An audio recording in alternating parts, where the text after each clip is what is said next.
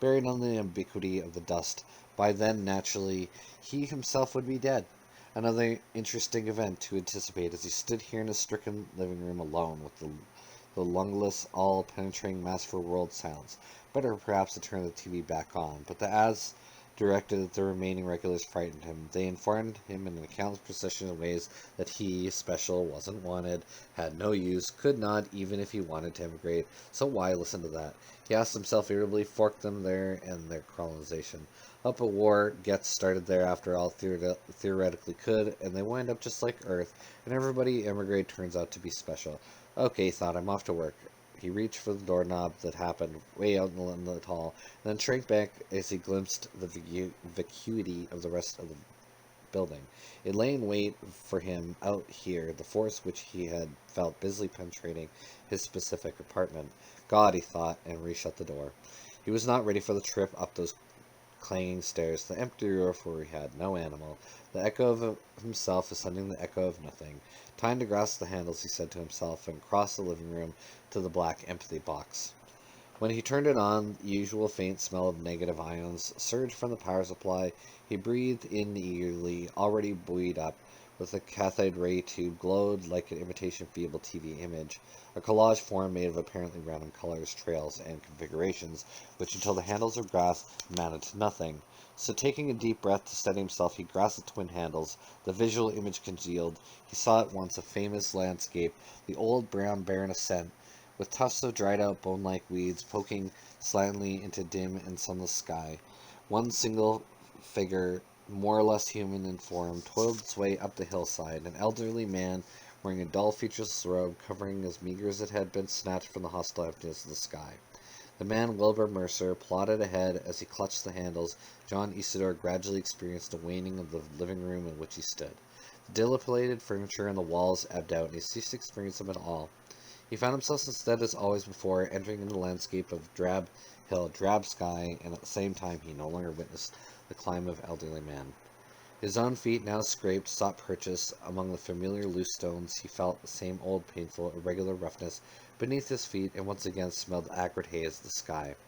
Not Earth sky, but that of some place alien, distant, and by means of the empty box instantly available.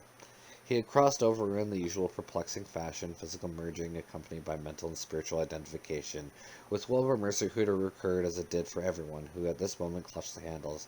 Either here on Earth or one of the colony planets, he experienced them, the others incorporated the babble of their thoughts, heard in his own brain the noise of their many individual existences. They and he cared about one thing. This fusion of their mentalities oriented their attention on the hill, the climb, the needed ascent. Step by step it evolved, so slowly as to nearly imperceptible, but it was here, higher, he thought as stones rattled down towards his feet. Today we are higher than yesterday, and tomorrow he and the compound figure of Wilbur Mercer glanced to view the ascent ahead, impossible to make out the end, too far, but it would come. A rock hurled at him, struck his arm. He felt the pain. He half turned, another rock sailed past him, missing him, collided with the earth, and sound startled him. Who, he wondered, peering to see his tormentor, the old antagonists manifesting themselves at the periphery of his vision. It or they had followed him all the way up the hill, and they would remain at the top. He remembered the top, the sudden leveling of the hill, then the climb ceased, and the other part of it began. How many times had he done this? The several times blurred, future and past blurred, what he had already experienced and what he would eventually experience blended, so that nothing remained but the moment. The standing still, and the resting during which he rubbed the cut on his arm which the stone had left. God, he thought in weariness, in what way is this fair? Why am I up here alone with this being tormented by something I can't even see? And then within him the mutual babble of everyone else in fusion broke the illness of aloneness. He felt it too, he thought. Yes, the voices answered. We got hit, on the left arm. It hurts like hell. Okay, he said. He better get started moving again. He resumed walking, and all of them accompanied him immediately.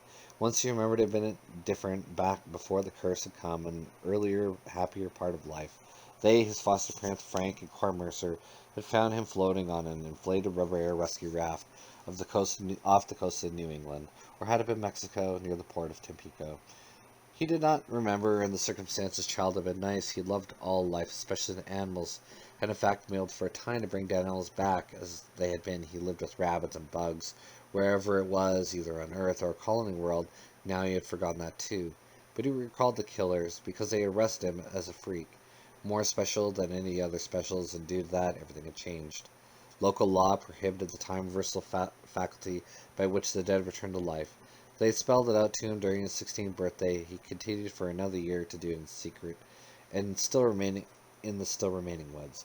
But an old woman whom he had never seen or heard of had, without his parents' consent, they, the killers, had bombarded the unique nodule which had formed in his brain, had attacked it with radioactive cobalt, and this had plunged him into a different world, one whose existence had never suspected. It had been a pit of corpses and dead bones, and he had struggled for years to get out from it. The donkey, and especially the toad, the creatures most important had vanished and become extinct. Only rotting fragments, an eyeless head here, part of a hand here, remained, and at last a bird which had come there to die told him where he was. He had sunk down in the tomb world. He could not get out until the bones strewn around and grew into living creatures. He had become joined to the metabolism of the creatures, and until they rose, he could not rise either. How long that part of the cycle had lasted, he did not know. No, nothing had happened. Generally, so had been measureless, but at the last, the bones had regained flesh. The empty eye pits had filled up, and the new eyes had seen, while meantime the restored beaks and mouths had cackled, barked, and caterwauled.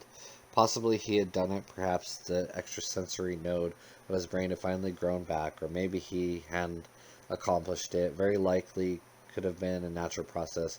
Anyhow, he was no longer sinking. He had begun to ascend along with the others. Long ago he had lost sight of them. He found himself evidently climbing alone. But they were there. They still accompanied him. He felt them strangely inside.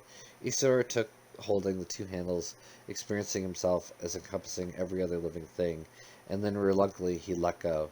He had to end, as always, and anyhow. His arm ached and bled where the rock had struck it. Releasing the handles, he examined his arm, then made his way unsteadily to the bathroom of his apartment to wash the cut. This was not the first wound he had received while in fusion with Mercer, and it probably would not be the last. People, especially elder ones, had died, particularly later on at the top of the hill, when the torment began in earnest. I wonder if I can go through that part again, he said to himself, as he swabbed the injury. Chance of cardiac arrest be better, he reflected, if I lived in town where those buildings have a doctor staying by with those electro spark machines. Here alone in this place it's too risky. But he'd take the risk. He always had before, as did most people, even oldsters who were physically fragile. Using a Kleenex, he dried his damaged arm, and heard muffled and far off a TV set. There's someone else in this building, he thought, wildly unable to believe it. Not my TV, that's off, and I can feel the floor resonance below on another level entirely. I'm not alone here anymore, he realized, and another resident has moved in, taken one of the abandoned apartments close enough for me to hear him. Must be level 2 or level 3, certainly no deeper. Let's see, he thought rapidly.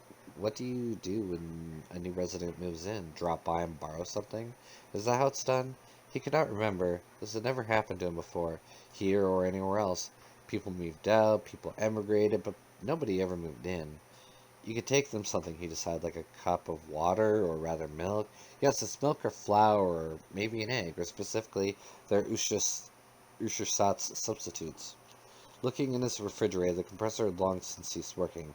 He found a dubious cube of margarine, and with it set off excitedly, his heart laboring for the level below. I have to keep calm, he realized, not let him know I'm a chicken head. If he finds out I'm a chicken head, he won't talk to me, and that's always the way it is for some reason. I wonder why. He hurried down the hall.